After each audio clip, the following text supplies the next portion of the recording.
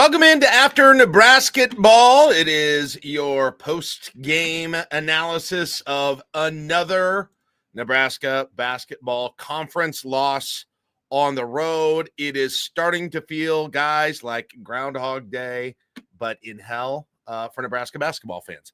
It's been rough. Wisconsin 83, Nebraska 55. Huskers drop now, Kaleb, to 12-8 on the year, 2-7 in the conference. I welcome in Kaleb Henry from Husker Max. Hello, Kaleb. And we will shortly be joined by Jacob Bigelow, who is in Madison, Wisconsin. Boots on the ground. Got to go to that game. And so we'll get, it'll be great to get his perspective in person. But bottom line on this, Kaleb, it is another in a genre of loss unique to this year where Nebraska goes on the road against a Big Ten team and absolutely gets pummeled right out of the door to the point that by the time, even if they make a little bit of a comeback, they've put themselves in such a hole in the first 5 minutes of a game that a win basically is impossible, or at least feels impossible, and you can tell the players sense that. Yeah, I mean, you just say 19-2. That's all you got to say. 19-2 to start the game. 5 of 6 from 3, and for Nebraska, looked absolutely sleepy out the gate. Now let's mention there were 2 new starters in the lineup, Sam Hoiberg and Andrew Morgan. Something that we were talking about potentially on the brunch show. It's exactly what we wanted. We're saying, hey, maybe you switch some things up, and that was clearly not what was going to work in Madison. So 19-2, and you go, all right, this is going to be not fun for the next 35 minutes of game time. And then Nebraska starts putting together a ton of effort defensively. I think Fred said it in the post game on the with the network, like 11 straight stops, puts together a 19-5 run. Cut the deficit to 3 points, and then nothing. A Sam Hoiberg 3 puts you within 1 possession. You had multiple possessions, like over that stretch. Season had a shot. Yeah. 3. Connor Season hit stuff. You saw Brice. Like, I think he scored during that run, but like he's his own conversation for what happened this afternoon. But you just had like a Berke hit a 3.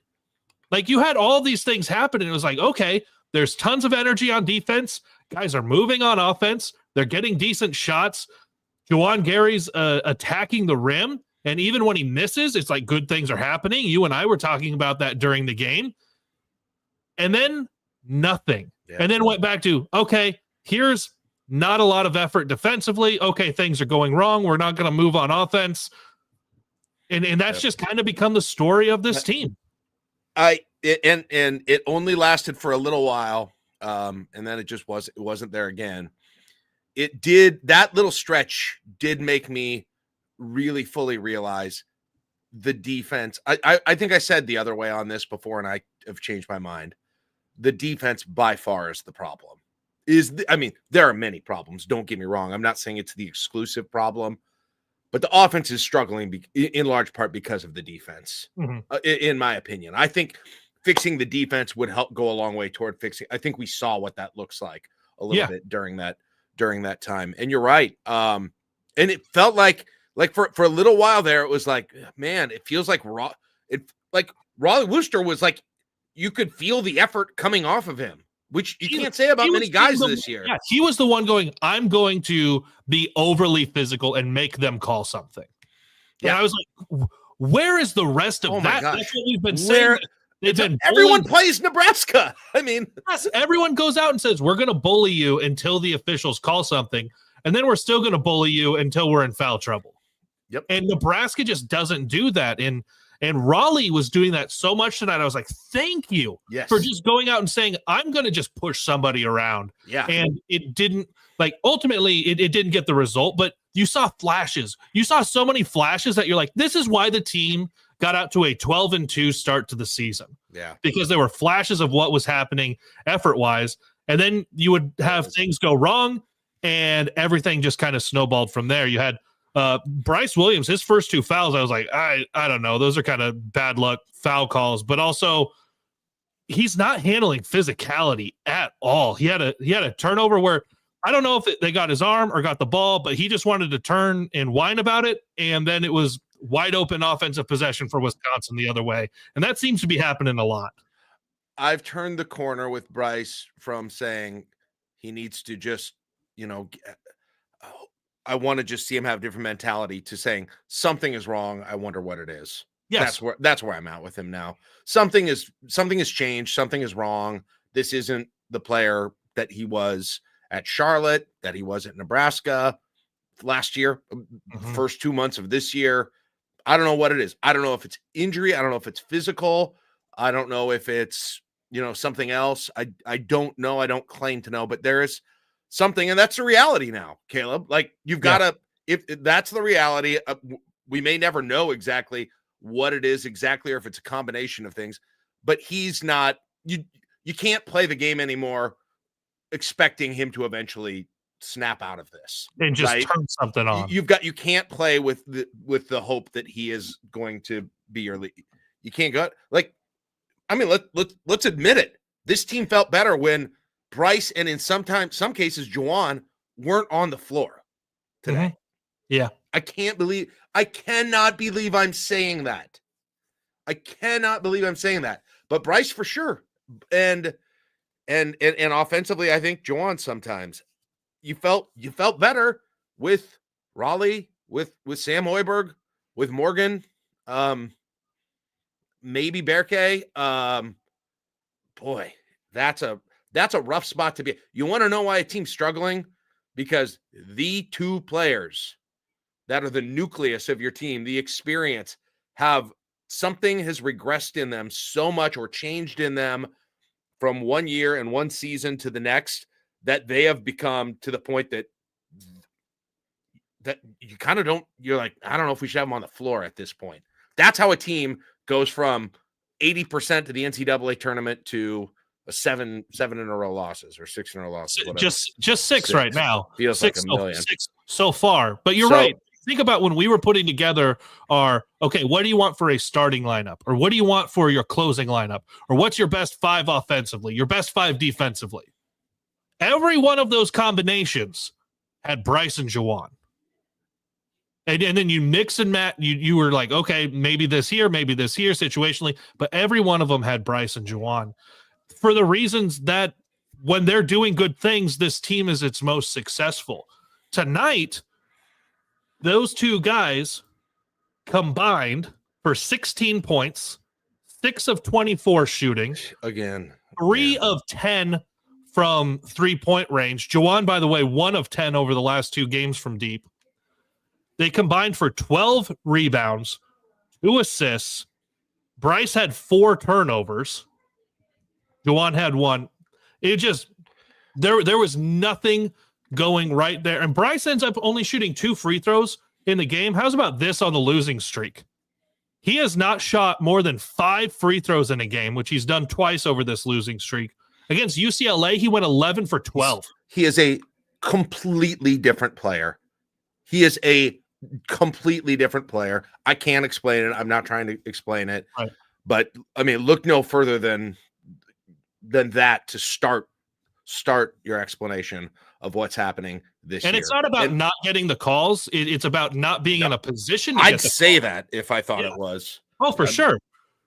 But yeah, he's not putting himself in a position to get the calls. Now, look what happened at the end of the half, though.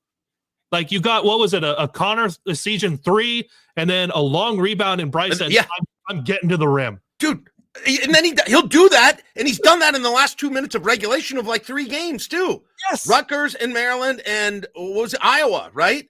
Yeah. Which he was playing well against Iowa, I think, anyway. But, yeah, it's like all of a sudden in that moment. And then I tweeted you during the game, and there was one, the game was pretty much already over, but Brice had, it wasn't a breakaway, but it would have been like, he was going with a full head of steam, and there were 2 guys that were kind of going with him.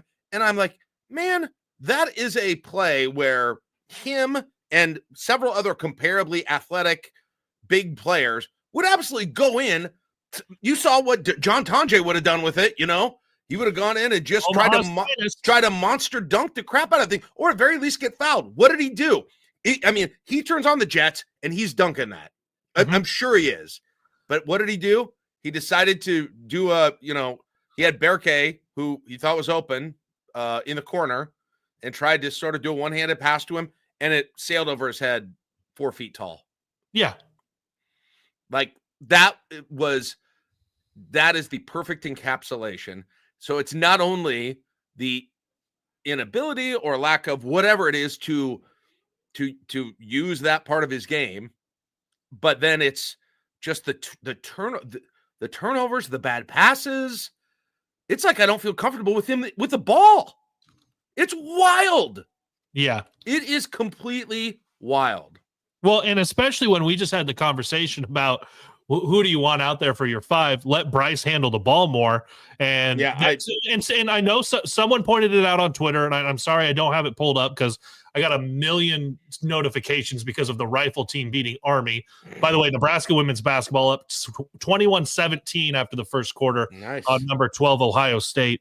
But someone had pointed out that Brice was kind of turning the ball over, and I said, you know what? Yeah, it was 14 turnovers during the 5-game losing streak, 15 over the 5 games previous to that, which had all been wins. And you're right. I think some of it right now, and especially today, as you pointed out, is so much about getting passive offensively instead of I'm going to get downhill and get to the rim. I'm kind of in between doing that, and then maybe I'm going to go pass to somebody and they're not quite ready for it. Yeah. And that seems to be happening. 4 turnovers isn't like egregious, but it's also above his season average. And so much of what we're seeing right now over this stretch is shooting is below the season average. Free throws are below the season average on total number of attempts. Turnovers are above the season average. Like all of those things for the guy who's got to be the guy for you to have success, that doesn't help you end a losing streak against some fairly good teams over these 6 games or 5 games that they've lost, 6 games, whatever it is. And yes, there's been winnable games within there. There've also been some pretty friggin' tough places to go. Getting down 19-2 in Madison is pretty tough, as Kent Pavelka was pointing out in the post game. It's like you can put in all the effort that you want. Nebraska got it back within 3.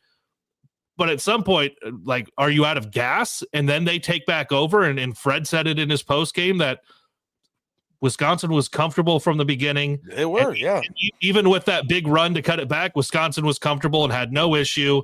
And once again, and this can be, it's probably its own conversation. Dave Feit messaged me about like an interesting story to look at.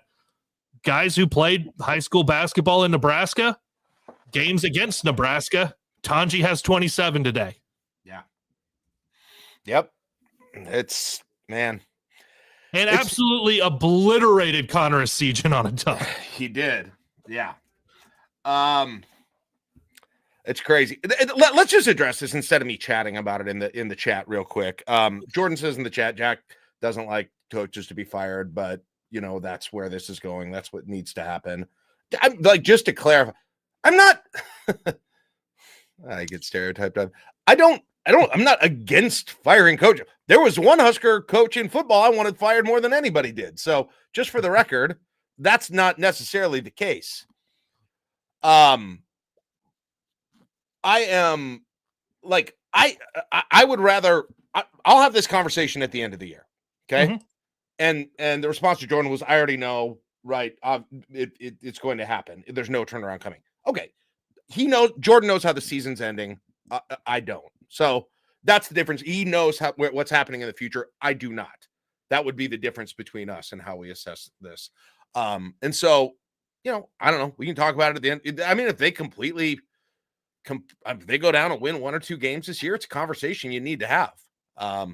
I guess we'll see what happens exactly and what is going on with this team. But there are a lot of people who are frustrated that like we're not spending all of our time, I guess, just saying fire Fred, or maybe they want a hot board. I'm not sure. I'm not sure exactly what people want. I understand the frustration. Look, it's not me like standing firm and being, he's the guy you've got to keep. I'm not saying that either. I just want to see the freaking end of the season and we can talk about it. Like, any one Big Ten coach of the year last year. So whatever, I mean, you kind of I at least kind of factor that in. I also sort of look at his career in two parts, the pre and post Abdelmassi part of it. And so that's the unique thing. I get it why people differ. But like, if people are mad that I'm not coming on here and spending the entire time in season in February, waving the Fire Fred flag for what good, I don't know, that would do exactly. Because I kind of doubt they're going to do it regardless. I'm going to disappoint people if that's the case, because there's a whole lot of people that is the only thing that will satisfy them in this situation. And hell, they may be right. They've been wrong many other times if they've been wanting to fire coaches and think it's turning around in Nebraska football or basketball. Right. I would say with basketball, I'm more hesitant than most because I know how it may be a little different this now with the transfer portal, to be honest. It might be a little easier, but this is a hard place to start from scratch at. Yeah. Get it going again.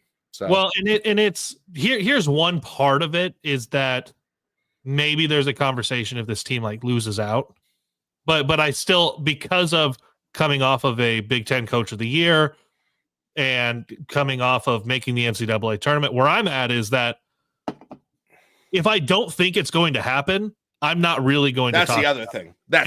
And I didn't think Scott Frost was going to get fired after 2021, so I didn't want to spend time talking about it, like that type of stuff. So I don't think it's going to happen. On top of all of that, you, though, laid out the path for still getting to 20 wins before the Big Ten tournament. Well, people are going to laugh you out of the room when you bring this up now. Good. You had already, fine, let them laugh.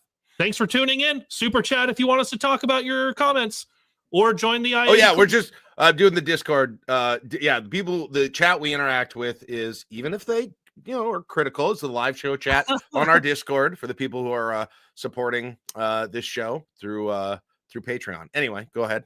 So you had put together your 3 categories of how Nebraska can get to the NCAA tournament with their must wins. You're fined 3 out of these, and your 2 that you were chalking up as pretty much automatic losses. Yes. Today was one of those games. Correct. And next Sunday is the other. Like this, looking at this is not something that I'm going, oh yeah.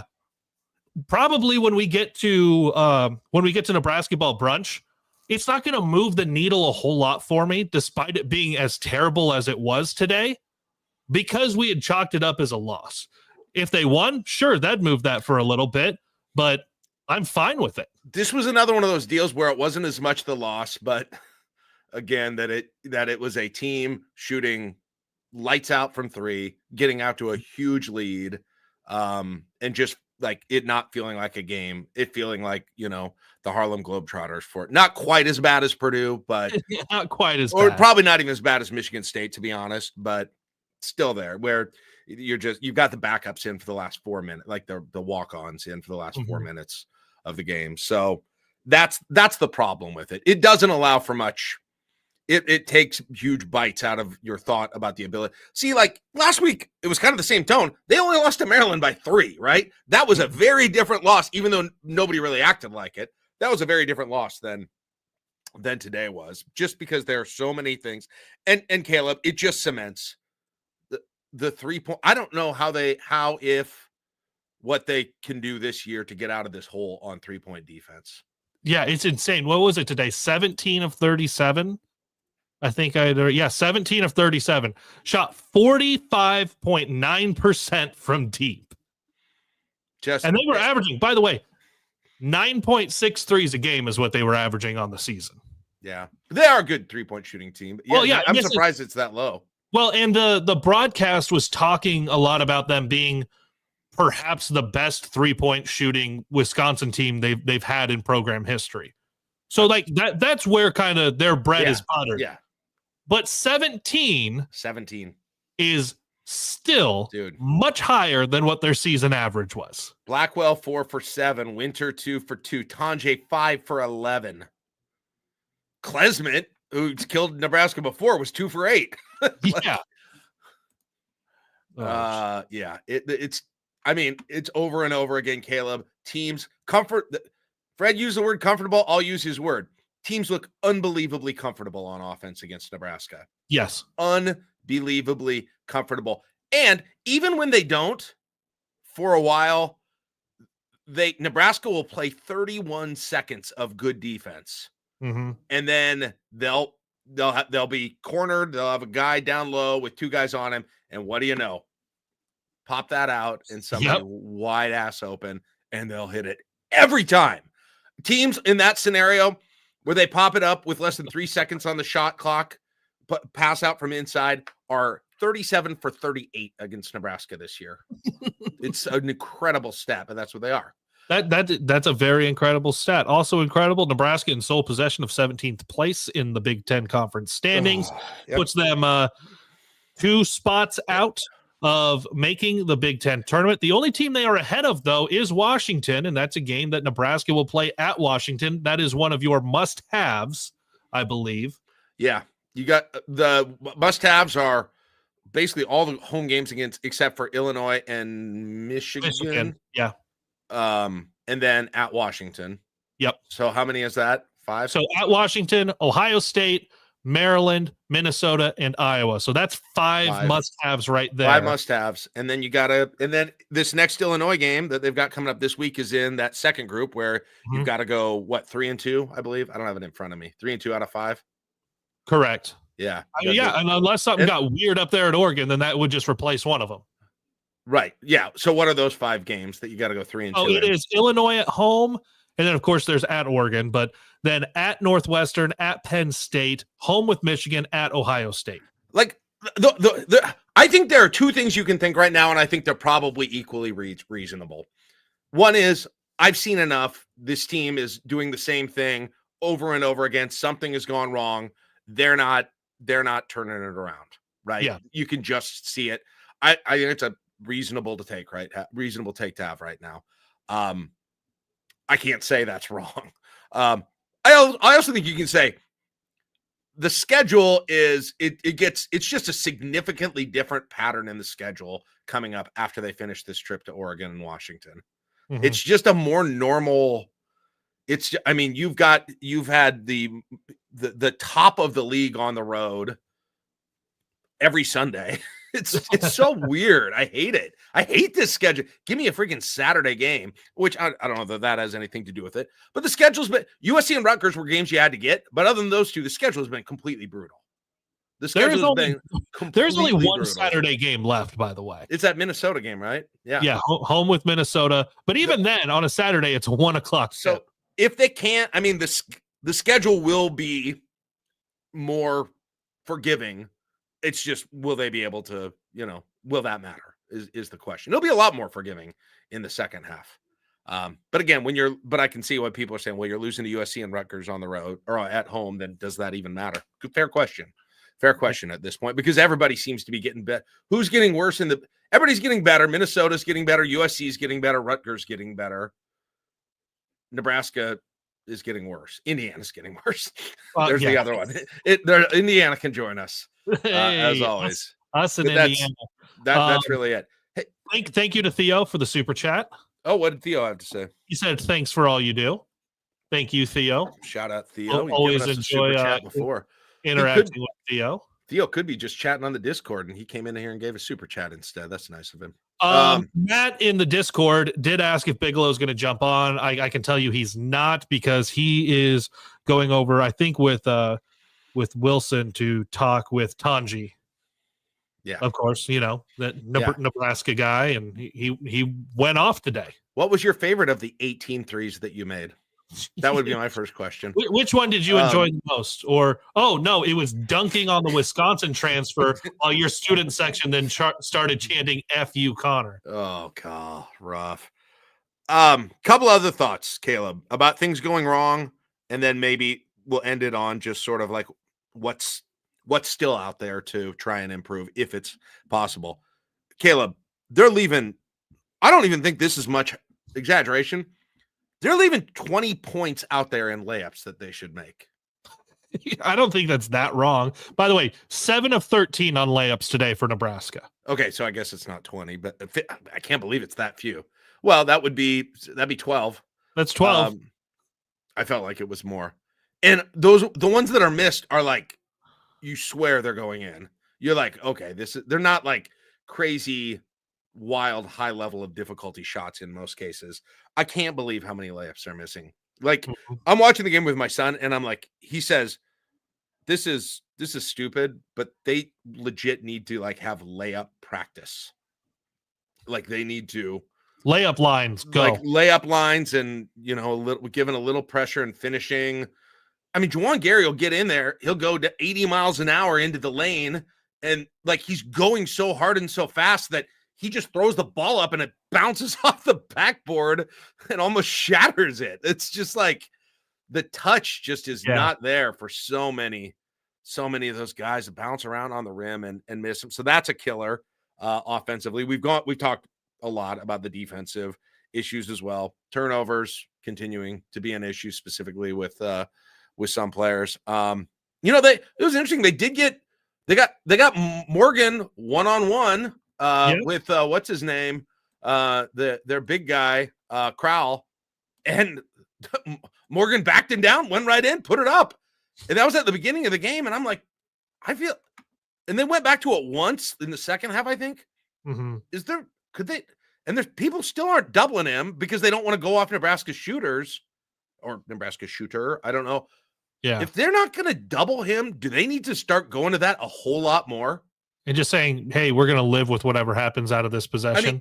I mean, just because he's shown an ability. Queen against Maryland, he was able to score against when he had his chance against Crowell, which wasn't enough. Crowell didn't stop him. I've seen he does oddly well against big men in guys who are a little bigger than him. He's got some weird scoring skills, even though he's a huge turnover liability too. And that's a problem. A whole bunch of the time they try it and he doesn't ever get a shot up because he's turned it over. But if they ISO him and he's one-on-one, I feel like more often than not, that's a matchup that favors against Nebraska, even against decent, good big men. Mm-hmm. I'm not talking all. I mean, Crowell and Queen are not like he's had some All-Americans, but against a replacement level Big Ten big starter, I think that's. How many other matchups do you say favors Nebraska at this point, offensively versus defense? Right? Not a whole lot. It is one of those things try where something different. I don't know. Here's where I'm at as we get to the end of this one for an after Nebrasketball after that 83-55 loss in Madison. I don't think Nebraska is going to fix things the rest of this season. But if they were to, yes, Fred Hoiberg has to be having that conversation of what would that look like? You guys got to put yourself in a position to get into the Big Ten tournament. You have to win a couple games to say, now we're in position to get into the Big Ten tournament. And from there you go, okay, how do you improve your seed in the Big Ten tournament? And then from there, it's how do you put yourself in a position to be on the bubble for the NCAA tournament? I don't think that last one is going to come to fruition. But those guys in that locker room, whether anyone in there has given up on the season, whether the fan base, whether any of us have given up on the season, that doesn't mean that they have to. Those are the conversations that they're having. Those are the steps that they have to take to try to get the most success out of what is left in this season for a team that is now 12-8 after starting out 12-2, and they still have 11 conference games get into the Big Ten tournament, and you've got at least 12 games left. There's so much season left. It's wild. That's the thing is especially because it's so much more simplified the way you laid it out on here are the games. Yeah. And if things go right, it's a big if. Like we're not just going, yeah, well, they can get these and then they'll be in the tournament. No, it is a big if. There is right. Yes, obviously. We all believe that. All of that happening. Cool. We get that. But that is the path.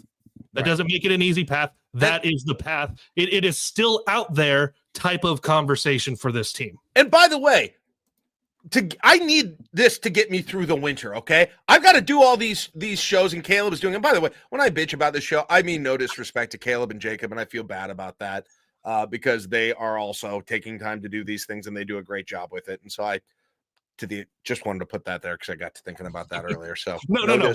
We know it. No, I just am emoting, and then I get into it, and I'm glad I'm doing it, like right now. And then it's like I don't want to end the damn show. Anyway, I don't even remember what I was going to say. Now I forgot what I was going to completely what I was going to say. It's weird how much season that there's left on this whole thing. And I'm trying to. Oh, here's what I was wondering about is like what is the number you got to get to make sure you're in the Big Ten tournament. I think like I'm just looking at the site where they project out the rest of the games and give you the seedings. Oh yeah. The number in that one, the bottom, because how many teams make it? It's such a weird number. 15, right? 15. So 1-5. They have 1 5-win team in, and then 6. They have Indiana at 6 wins also win. So according to this, you'd have to be to 6 wins to be safe. Okay, yeah. So that would be 4 more wins. 4 more wins. Yeah, and if that's right. Weird because it's like, oh, let's look at how last year went. Well, there was only 14 teams last year, right. And Michigan was the 14 seed at 3-17. Right. But on the other hand, like if they are just scratching their way in and not playing that much better, I don't really know what it's going to matter in the long run to get one game on a whatever Tuesday afternoon in Indianapolis. Exactly. So well, and that's what up until last year. Nebraska had only been playing on those Wednesday nights. Yes. You know, like that for the Fred Hoiberg era, it had only been Wednesday night, mm-hmm. and then 3 seed. Yeah. Yeah.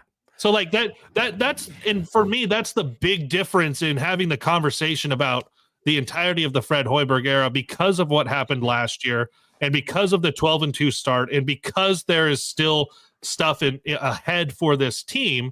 I don't know what's going to happen over these last 11 games. Like there's a weird enough universe out there where Nebraska wins 11 in a row.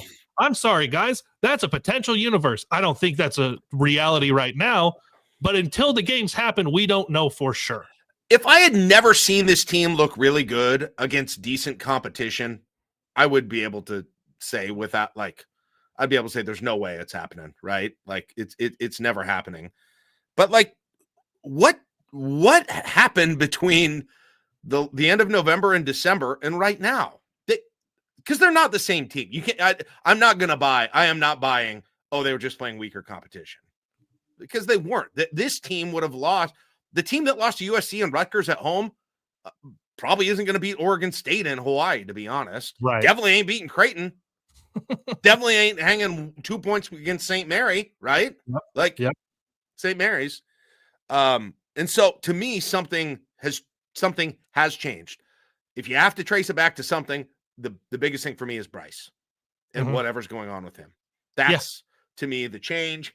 And then obviously after every loss, the ability, the mental difficulty of being in these games and getting out of holes becomes harder and harder. I think those are the 2 biggest things that are a difference from where you are now compared to where you were on, Christmas. All right. So our next after Nebrasketball home game, Illinois, Thursday, 7:30 start. So we're looking around 9:45, about 10 o'clock for that after Nebrasketball. Obviously, we will have a Nebrasketball brunch, 11 a.m.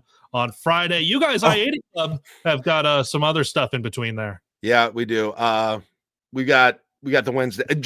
Bigelow just got on. I'm going to give him one word. So since he took the trouble of getting on here instead of doing promos, Bigelow, we were just signing off. I do want to get your thoughts here, though. I am the king of atrocious timing. I apologize. No. I'm glad we got you on. You were there. You were in the house. So I'm just going to give you.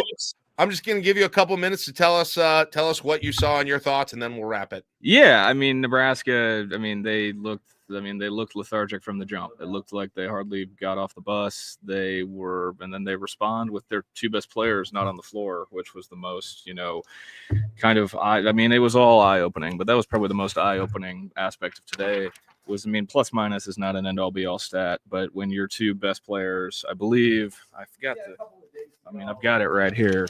Yeah, when Juwan Gary is minus 31 and Brice Williams is minus 28 in plus minus, and they make a combined 6 of 24 from the field. I mean, it's a recipe for disaster. I mean, they changed the starting lineup to try and have Brice be more on the ball and Wisconsin defended it really well. Fred Hoiberg gave them credit for that after the game, and they just weren't making the amount of shots they needed to make to keep up, and still some sloppy defense. I mean, it's all very Groundhog Day-ish. That first half was very topsy-turvy.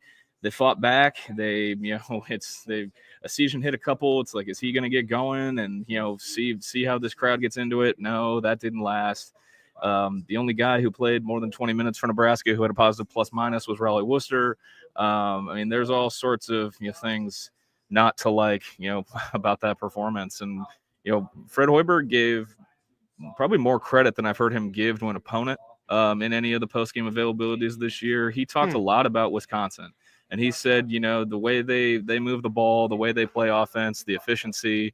And he said they're not just one of the best teams in the Big Ten. He called them one of the best teams in the country because of the way they move the ball and the levels to their offense. And I had not heard him really talk that. I want to say wax poetic, but be that complimentary of an opponent, because recently it had been a lot about Nebraska, and there was no usage of the word toughness or questions about playing hard or playing tough, which at points it looked like, were they even playing hard, let alone tough? But it was, it just was, it was more eye-opening. My biggest thing watching this game wasn't during play. It was just the body language throughout. I mean, they looked very lethargic. The timeouts looked low energy. The way guys were greeting guys getting into the huddle, it looked pretty. They're beat down. They're beat down. Yeah, it's hard to almost blame them in some ways, but I'm beat down. I'm sure. I mean, I'm got to make an executive decision of, do I want to watch my NFL team play in the AFC Championship game, or do I want to drive home? That game doesn't start for another 2.5 hours or so, I think. Jeez. So I could make a dent in the drive. I'm trying to make the executive decision. Do I want to hit the road? Find me a bar 2 hours away from Madison. Yeah, find me a bar. Find me a bar in Dubuque. Do I need to get to? No, I need to get to somewhere there and just post up. But from a basketball perspective, I mean, when your two best guys are just not even close to the level you need them to be, when a guy who you continue to leave in the starting lineup only plays 16 minutes and is still negative 20 in plus minus, it's wild. It's just I've just got a laundry list of questions, and the crazy part is that there are still double-digit games left in the season, and there's still a long way to go. There's so much season left. I can't believe it. There's 11 freaking games left. Yep. It's wild. It looks like they can't turn it around now, but they theoretically still kind of could in terms of the matchups, and the schedule gets better after another week, of course. But so hey, real quick, Jacob, we're gonna get going. So okay, Kaleb could go on the women's, but real quick, is there anything physically wrong with Brice? Fred referenced injuries. I am not able to accept that he has just completely changed as a player. Yeah, Fred has not said anything about like an injury. He got asked about the way Wisconsin was defending him, and they said they did a really good job of it. I mean, I think teams are being really physical with him. It sounds eerily similar to what we were saying about Keisei Tominaga. If he had some off games last year, like.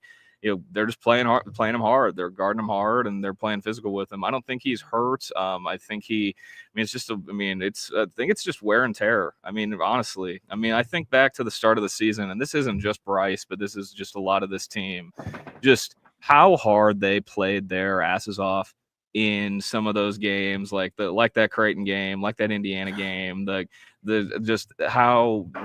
it just goes back to my thesis with this team is their margin for error is razor thin, but they played their asses off. And when they've looked at their best this season, they are playing at 110% and playing their asses off. And then there are days like today where they look like they're on half speed and opponents are getting everything with ease. And I'm neither a sports psychologist nor a trainer, but it's just, something changed. Something changed. I don't know what something changed with Brice specifically and the team as a whole. Mm-hmm. I don't know what it is.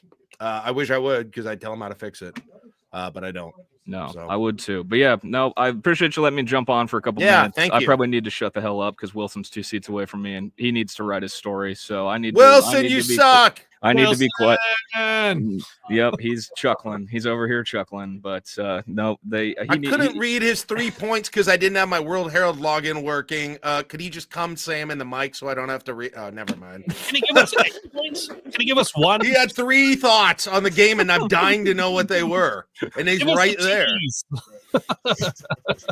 I bet he's one of locked them was, in. I bet one of them was Nebraska needs to play better No. defense. You know the scene in The Social Network where he walks in and he like spikes Zuckerberg's laptop, and beforehand they're like, he's wired in. Like that's Wilson right now. He's locked in. I'm not gonna spike his laptop because he has a job to do. But Wilson he's in the locked in metaverse. There you go.